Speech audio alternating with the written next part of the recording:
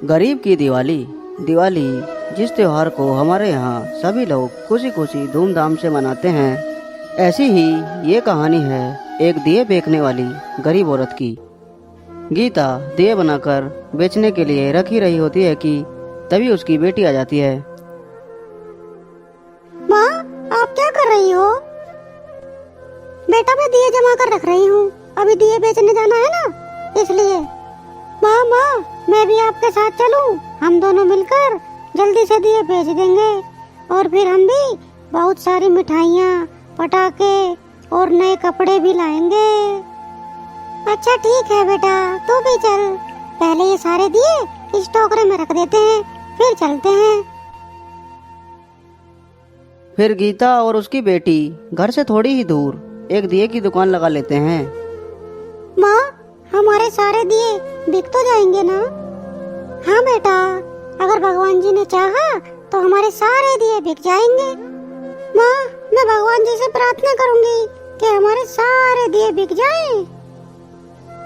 तभी सामने से एक औरत अपनी बेटी के साथ आ रही होती है। मम्मी देखो ना, दिए कितने सुंदर हैं, चलो हम भी लेते हैं। अच्छा चलो देखते हैं। फिर दोनों माँ बेटी गीता की दुकान पर आ जाते हैं। अरे सुनो, ये दिए कैसे दिए हैं? जी दीदी जी, 20 के 15 हैं। आपको कितने चाहिए?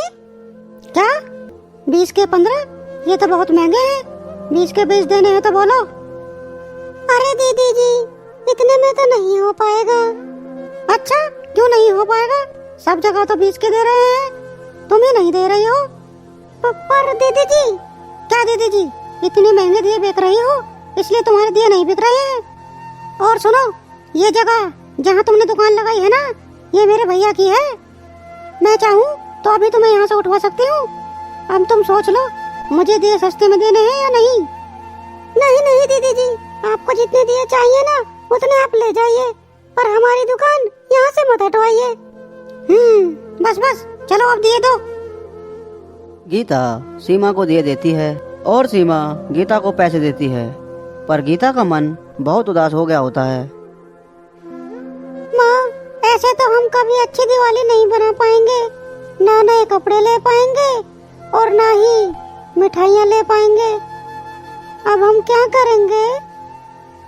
कुछ नहीं बेटा, सब ठीक हो जाएगा, तू चिंता मत कर। सीमा अपनी बेटी के साथ घर जाकर बैठती है कि मम्मा, ये आपने ठीक नहीं किया, मुझे बिल्कुल अच्छा नहीं लगा। अरे क्या ठीक नहीं किया?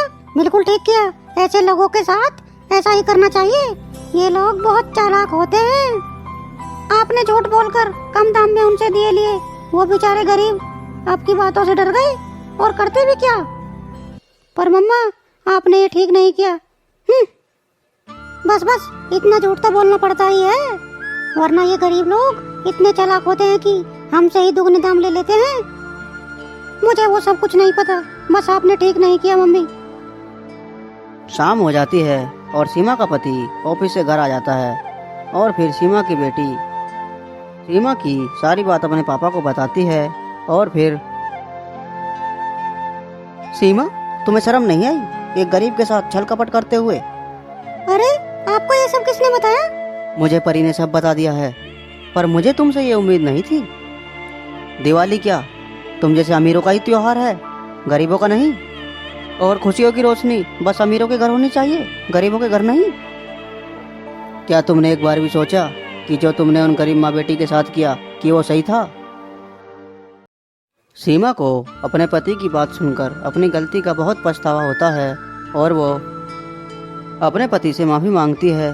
मुझे माफ कर दो, मुझे गरीब के साथ ऐसा नहीं करना चाहिए था, लेकिन अब मुझे मेरी गलती का एहसास हो गया है। मैं उनसे जाके माफी भी मांगूंगी और उनके पैसे भी लौटा कर आऊंगी। और फिर सीमा गीता की दुकान पर जाती है।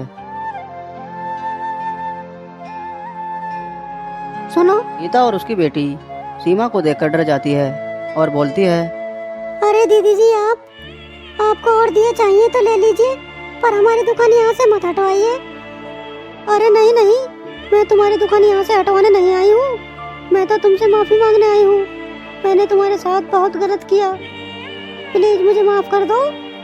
अरे दीदी जी, आप माफी मत मांगिए। आज दिवाली है और ये कुछ कपड़े और मिठाई मेरी तरफ से तुम्हारे लिए, और मुझे माफ कर दो, मैंने तुम्हारे साथ ठीक नहीं किया, इसलिए मेरे और मेरे परिवार की तरफ से happy Diwali. Happy Diwali aunty.